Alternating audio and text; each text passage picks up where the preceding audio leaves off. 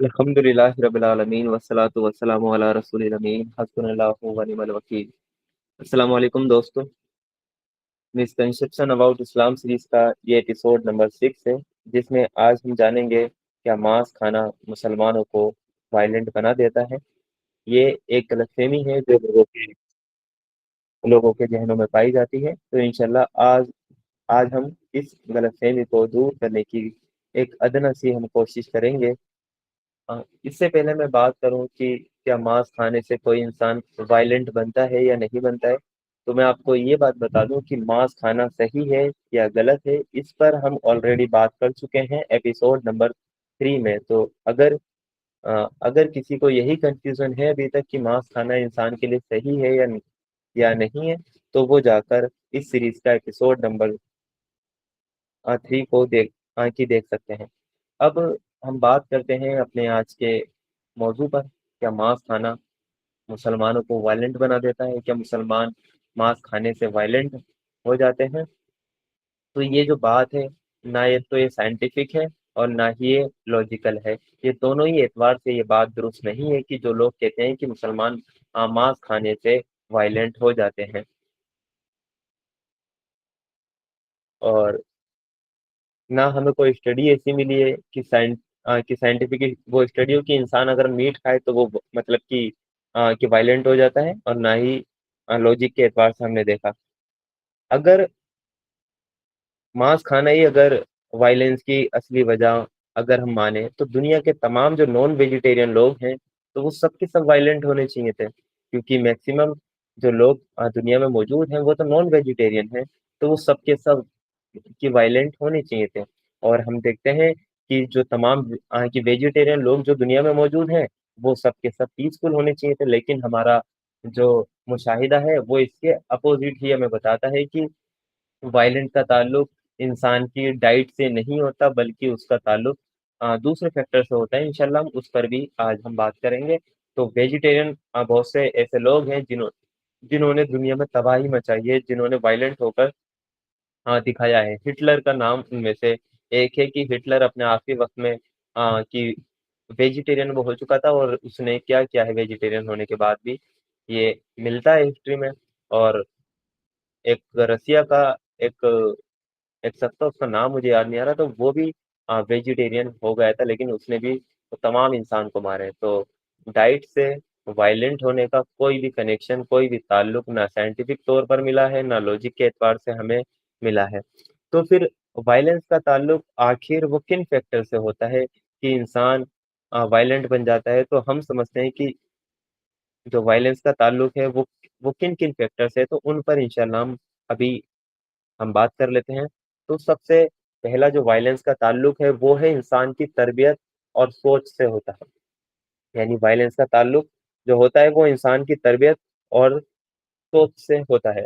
Psychology और social science के मुताबिक वो किसी इंसान के वायलेंट होने की जो वजह होती है, वो उसकी अपब्रिंगिंग है, यानी उसकी परवरिश उस इंसान ने कैसी पाई है, बचपन में उसकी किस तरह तरबियत हुई है, उसे बचपन में मोहब्बत मिली या सख्ती मिली, ये चीजें डिपेंड करती हैं। ये चीजें डिपेंड करती हैं, और ये वो यही चीजें उसकी जो तरबियत अगर बचपन से कैसी हुई है, उसे बचपन में सख्ती मिली या मोहब्बत मिली, यही चीज उसके आगे के रवैये को की शेप करती है कि वो इंसान वो गुस्से वाला होगा, वो वायलेंट होगा, या वो पीसफुल होगा। तो सबसे पहला जो फैक्टर है वो है अपब्रिंगिंग, यानी बच्चों की परवरिश आपने कैसे की है, उसकी वजह से इंसान वायलेंट बनता है, ना कि मीट की वजह से। दूसरा है इन्वायरमेंट, यानी उस इंसान को इन्वायरमेंट क्या मिला।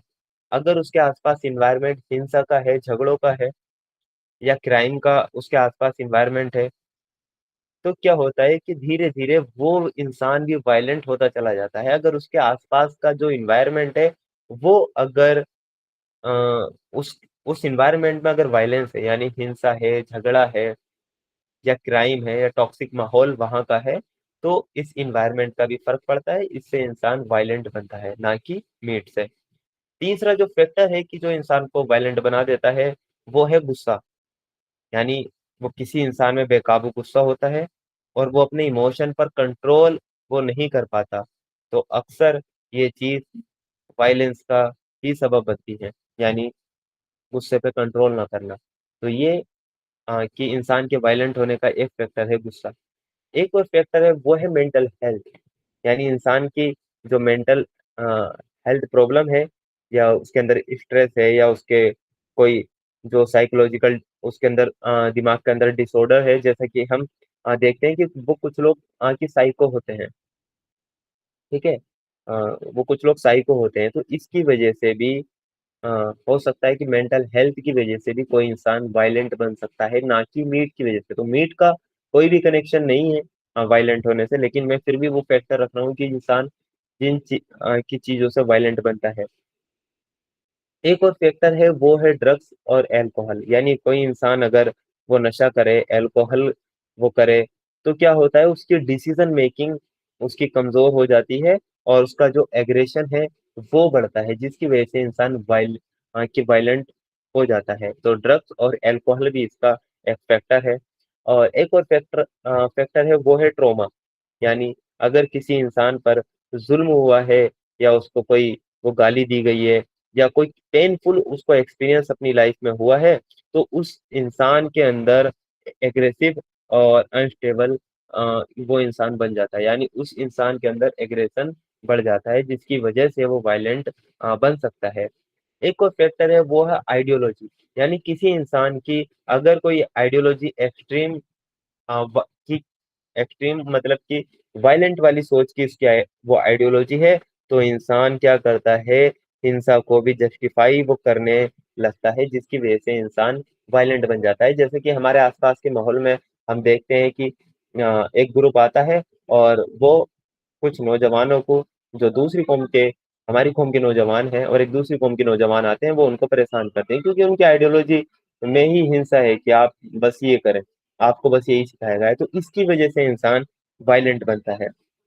एक और फैक्टर है वो है सोशल कंडीशन, यानी इंसान के अंदर जो वायलेंस मतलब इंसान करता है वो सोशल कंडीशन की वजह से भी एक फैक्टर हो सकता है, यानी वो इंसान से अगर वो इंसान गरीबी में है या बेरोजगारी अगर बेरोजगारी के फेज से अगर वो गुजर रहा है या ना या नाइंसाफी और समाजी प्रेशर भी उस इंसान को फ्रस्ट्रेट कर सकती है और वो वायलेंस को जन्म दे सकता है।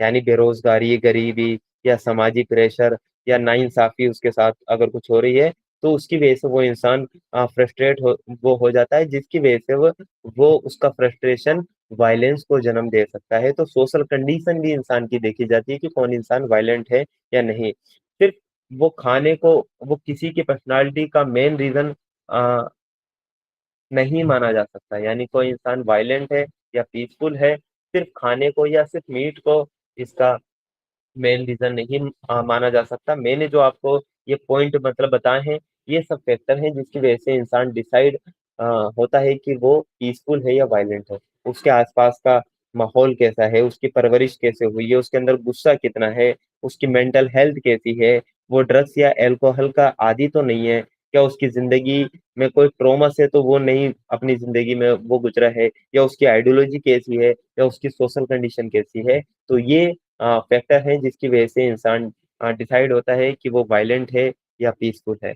अब हम चलते हैं अपने अगले पॉइंट की तरफ कि ये वो पॉइंट थे जो 8 पॉइंट जो मैंने आपके सामने रखे हैं कि इंसान की अपब्रिंगिंग, उसका एनवायरनमेंट, उसका गुस्सा, एंगर, उसकी मेंटल हेल्थ और ड्रग्स और अल्कोहल और या तो कोई ट्रॉमा हो या आइडियोलॉजी हो या सोशल कंडीशन। इन 8 पॉइंट्स की वजह से इंसान के अंदर ये चीज़ डिसाइड होती है कि वो वायलेंट है या पीसफुल है। जो हमारा दूसरा जो पॉइंट है, जो इस टॉपिक का, वो ये है कि दुनिया के बहुत से लोग पीसफुल लोग नॉन वेजिटेरियन है। दुनिया के बहुत से पीसफुल लोग हमें देखने को मिलते हैं जो कि नॉन वेजिटेरियन है। अगर मांस खाने से इंसान कि वायलेंट होता, तो वो पीसफुल क्यों होते? हम देखते हैं कि पूरी दुनिया में डॉक्टर्स हैं, वो साइंटिस्ट हैं, टीचर्स हैं, सोशल वर्कर्स हैं और आम पीसफुल लोग भी हैं। ये नॉन वेजिटेरियन वो कंज़्यूम भी करते हैं, डॉक्टर भी करते हैं, साइंटिस्ट भी करते हैं, टीचर्स भी करते हैं, सोशल वर्कर भी नॉन वेजिटेरियन कंज़्यूम करते हैं और आम लोग भी नॉन वेजिटेरियन को कंज़्यूम करते हैं। ये नॉन वेजिटेरियन वो कंज्यूम करते हैं, लेकिन उसके बावजूद ये लोग पीसफुल रहते हैं। तो क्या सिर्फ वो मांस खाने की वजह से वो वायलेंट हो गए? यानी ये जो इतने पीसफुल लोग हैं, क्या ये सिर्फ मांस खाने की वजह से वायलेंट हो गए? बिल्कुल नहीं हुए ना। इसी तरह हमने ये देखा है कि बहुत से डेंजरस जो वॉर्स हैं और जो क्राइम्स ऐसे लोगों ने किए हैं जो कि वेजिटेरियन बैकग्राउंड से वो आते थे। तो इससे हमें पता चलता है कि वायलेंस का डायरेक्ट रिलेशन मास से बिल्कुल भी नहीं है, डाइट से ही नहीं है। मास से क्या, डाइट से ही नहीं है वायलेंस का रिलेशन। वायलेंस का जो रिलेशन था वो इन 8 पॉइंट से था जो मैंने आपके सामने रखे हैं। इन 8 पॉइंट से वायलेंस का रिलेशन होता है कि इंसान की ये upbringing, environment, anger, mental health, drugs और ट्रॉमा और आइडियोलॉजी और सोशल कंडीशन, ना कि उसकी डाइट से। हमें देखने को मिलता है कि बहुत से नॉन वेजिटेरियन लोग पीसफुल होते हैं और मोस्टली होते हैं, और बहुत से वेजिटेरियन बैकग्राउंड से होते हैं लेकिन वो पीसफुल नहीं होते हैं। वो उन्होंने दुनिया में बहुत सारे क्राइम वगैरह उन्होंने किए होते हैं। इसके बाद जो हमारा अगला फैक्टर है वो है ह्यूमन बॉडी। यानी जो हमारी जो बॉडी है, इंसान की जो बॉडी है, वो नेचुरली ओमनिवोर है। एक होता है हार्बीवोर जो कि सिर्फ वेजिटेबल्स पे ही डिपेंड करते हैं, यानी प्लांट्स और ट्रीज पे, हार्बीवोर्स। एक होते हैं वो कार्निवोर्स। तो कार्निवोर्स वो कि वो एनिमल होते हैं जो कि सिर्फ मीट ही खा सकते हैं। वो प्लांट्स वगैरह, ट्री वगैरह, घास वगैरह नहीं खा सकते। वो होते हैं वो कार्निवोर। लेकिन इंसान क्या है, ओमनिवोर। वो प्लांट्स भी कंज्यूम कर सकता है, वो मीट भी कंज्यूम कर सकता है। तो साइंस के मुताबिक भी ये चीज है, हमने एपिसोड नंबर 3 में इसको कवर किया है। साइंस के मुताबिक भी कि इंसान का जो डाइजेस्टिव जो सिस्टम है और जो उसका टीथ स्ट्रक्चर है, दोनों ये इंडिकेट करते हैं कि इंसान प्लांट भी खा सकता है और मांस भी। यानी इंसान के अंदर अल्लाह ताला ने इंसान की फितरत में ये ये कैपेसिटी रखी है कि वो दोनों को कंज्यूम कर सकता है। और ये अल्लाह ताला ने रखी है, यानी इंसान का जो स्ट्रक्चर है वो इसी तरह डिजाइन है। इसकी डिटेल स्टडी के लिए आप हमारा एपिसोड नंबर 3 देख सकते हैं। मैंने आपको उसमें टीथ के स्ट्रक्चर दिखाकर बताया है कि टीथ की मूवमेंट इंसान की कैसे होती है, और हार्बीवोर जो जानवर है उनकी कैसी है, और जो कार्निवोर है उनकी कैसी होती है। इंसान के बच्चे की जो पैदाइश पर आंखें कैसे खुलती हैं, ये मैंने कुछ एग्जांपल वहां दिए हैं। और इंसान के जो मतलब पाचन तंत्र है, जो इंसान का डाइजेस्टिव सिस्टम है, वो दोनों को पचा सकता है। जबकि आप बकरी को अगर आप मीट खिलाएंगे तो वो उसको पचा नहीं सकती। अगर आप शेर को घास खिलाएंगे तो वो शेर को पचा नहीं सकता, उसका डाइजेस्टिव सिस्टम, क्योंकि वो उसी के लिए डिजाइन हुआ है, मीट के लिए। और बकरी का डिजाइन हुआ है वेजिटेबल्स के लिए। लेकिन इंसान का दोनों के लिए डिजाइन हुआ है, इसलिए इंसान वेजिटेबल्स को भी पचा मतलब की जाता है, और जो मांस है उसको भी इंसान का जो डाइजेस्ट सिस्टम है वो पचा जाता है। अब कुछ लोग कहते हैं कि मुसलमान मांस खाने की वजह से वायलेंट हो जाते हैं। तो उनके लिए ये पॉइंट है, इस्लाम तो जानवरों पर भी हमें रहम सिखाता है, रहम का हुक्म सिखाता है। इस्लाम वो दीन है जो हमें जानवरों के साथ भी कहता है आपको हुस्न सलूक से पेश आना है, इनके साथ रहम करना है। जो अल्लाह की मखलूक पर रहम नहीं करता, अल्लाह उस पर रहम नहीं करता।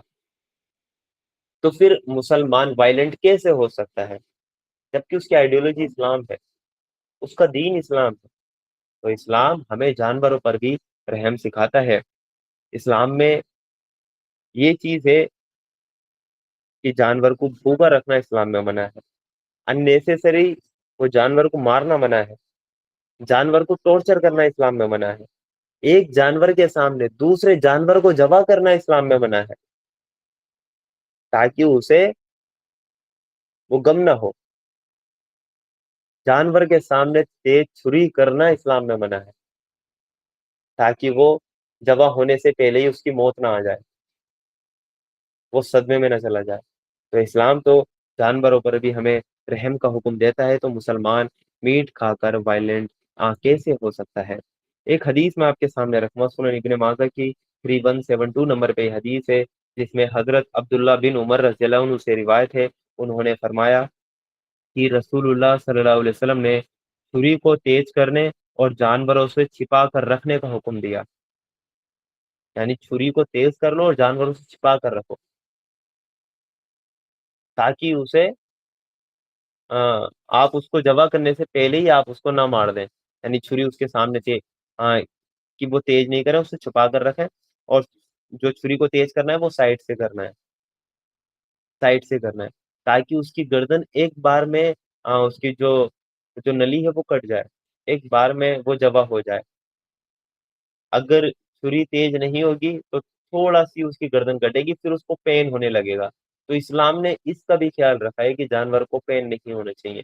और जो हमारा हलाल वो जबा का तरीका है, ये सबसे ज्यादा सेफ है और सबसे कम पेन इसमें होता है। और इस जबा के तरीके से इंसान जो जानवर का ब्लड है वो पूरी तरह बाहर आ जाता है, जिसकी वजह से उसका जो मीट है वो बीमारियों से पाक हो जाता है।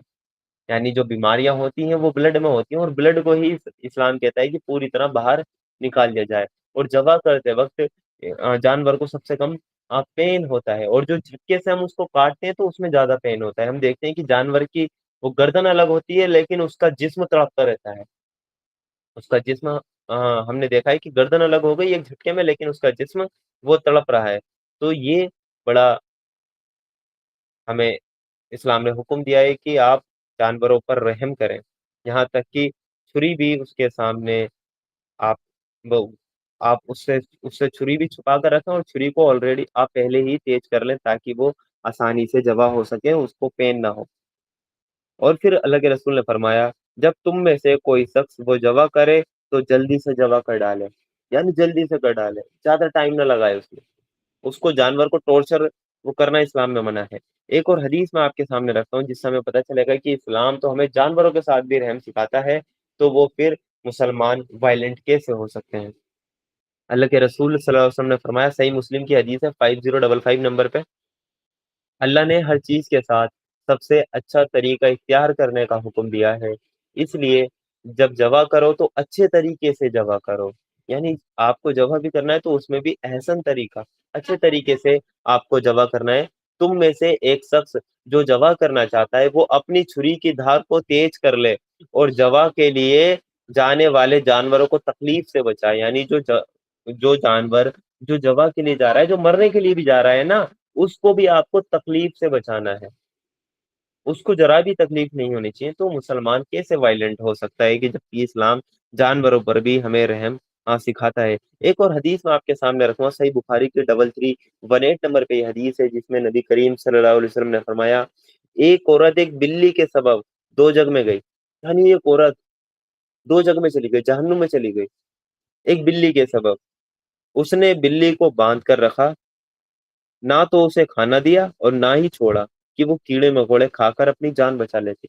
यानी एक औरत सिर्फ जहन्नुम में इसलिए गई है क्योंकि उसने एक बिल्ली को बांध कर रखा था, ना खुद खाना दिया और ना ही उसे खुला छोड़ा कि उसको वो कीड़े मकोड़े खाकर अपनी जान बचा लेती। तो वो औरत इस सबब से जहन्नुम में गई, एक जानवर के सबब से। तो मुसलमान वायलेंट कैसे हो सकता है मीट खाकर, जबकि इस्लाम तो हमें जानवरों पर भी रहम करने का हमें हुक्म देता है। और अगला हमारा पॉइंट है, अगर मांस वायलेंस पैदा करता है, यानी ये लोग मानते हैं कि मांस खाने से ही इंसान मतलब कि वायलेंट होता है। मांस ही वो चीज है कि जो कि वायलेंस को पैदा करती है। अगर लोग इस चीज को मानते हैं तो शेर हमेशा वायलेंट होता और बुल हमेशा पीसफुल होता। लेकिन रियलिटी में हम देखते हैं कि कुछ हार्बीवोर्स जो एनिमल हैं, यानी जो पेड़ पौधे खाते हैं, हार्बीवोर उनको बोलते हैं, वो एनिमल हैं, वो बड़े डेंजरस होते हैं। जैसे मैं कुछ आपको एग्जांपल दूं, वो मांस नहीं खाते लेकिन बड़े डेंजरस हैं। जैसे बुल हुआ, हिप्पो हुआ, हिप्पो हिप्पो शेर के ऊपर भी वो चढ़ जाते हैं, वो शेर को भी कब्जा नहीं देते। हिप्पो आप डिस्कवरी पे आपने देखा होगा। एलिफेंट एलिफेंट के बारे में क्या ख्याल है, कितनी ताकत होती है उसके अंदर। जंगली हाथी के आप आसपास वो चले जाएं, आपको पता लग जाएगा वो कितना वायलेंट है या कितना पीसफुल है। एलिफेंट प्योर वेजिटेरियन है ना, हार्बीवोर है, लेकिन वो वायलेंट होते हैं, वायलेंट होते हैं। और कुछ वो वो कार्निवोर जानवर ऐसे होते हैं जो कि जो कि मांस तो खाते हैं क्योंकि वो कार्निवोर हैं, लेकिन वो बड़े ट्रेंड और काम होते हैं, यानी बड़े शांत होते हैं वो जानवर। तो इससे भी हमें पता चला कि बिहेवियर सिर्फ डाइट से डिसाइड नहीं होता। डाइट से डिसाइड होता तो एलिफेंट तो पीसफुल होना चाहिए था, बुल तो पीसफुल होना चाहिए था, हिप्पो तो पीसफुल होना चाहिए था। और बहुत से मांस खाने वाले कि वायलेंट होने चाहिए थे। बहुत सी मछलियां हैं जो मतलब कि मांस खाती हैं लेकिन वो पीसफुल है। एक एक पौधा है, एक ट्री है जो कि मांस खाता है। एक ट्री है वो कीड़े मकोड़े खाता है, वो कार्निवोर है। तो वो वायलेंट क्यों नहीं हुआ? एक ट्री भी मांस खाता है, वो भी कार्निवोर है एक ट्री। तो वो भी हमने देखा है। और बहुत से ऐसे जानवर हैं जो मांस खाते हैं लेकिन वो वायलेंट नहीं होते। और बहुत से वेजिटेरियन जानवर ऐसे हैं, जो हार्बीवोर जानवर हैं वो ऐसे हैं जो कि मांस नहीं खाते लेकिन वो फिर भी वायलेंट है। तो इसलिए इससे हमें पता चला कि उस वायलेंट का जो ताल्लुक है वो डाइट से नहीं है। इसलिए जो इस्लाम पर ये लोग एतराज उठाते हैं कि मांस खाने से इन मुसलमान वायलेंट हो जाते हैं, वायलेंट होते हैं मांस खाने की वजह से, तो ये एतराज सिरअसर गलत है। इसकी कोई बेस नहीं है। ये सिर्फ ऐसे ही खड़ा है, लोगों ने इस पर एतराज मतलब कर दिया है, लेकिन इसकी कोई भी बेस नहीं है, ना साइंटिफिक तौर पर ना ही लॉजिकल तौर पर। तो अभी तक जो बैलेंस मतलब डाइट है इंसान की और जो उसका बिहेवियर है, इसका डायरेक्ट अगर कोई लिंक है वो प्रूव नहीं हुआ। यानी बैलेंस इंसान की डाइट का और उसके बिहेवियर का जो लिंक है वो प्रूव अभी तक नहीं हुआ। अभी तक कोई भी सॉलिड कि साइंटिफिक प्रूफ नहीं मिला जो ये प्रूव करे कि मीट खाने से इंसान ऑटोमेटिकली वायलेंट बन जाता है। ये कोई भी अभी तक प्रूफ साइंटिफिक प्रूफ नहीं मिला। तो इससे यही रिजल्ट निकलता है कि मांस खाना किसी को ऑटोमेटिकली वायलेंट नहीं बनाता। वायलेंस का जो असल ताल्लुक है वो इंसान की सोच से है, उसकी तरबियत से है, उसके अखलाक से है, उसके एनवायरनमेंट से है, उसके सेल्फ कंट्रोल से होता है। इस्लाम हमें मांस खाने की इजाज़त देता है, लेकिन साथ ही रहम, इंसाफ और अच्छे अखलाक की तालीम भी देता है।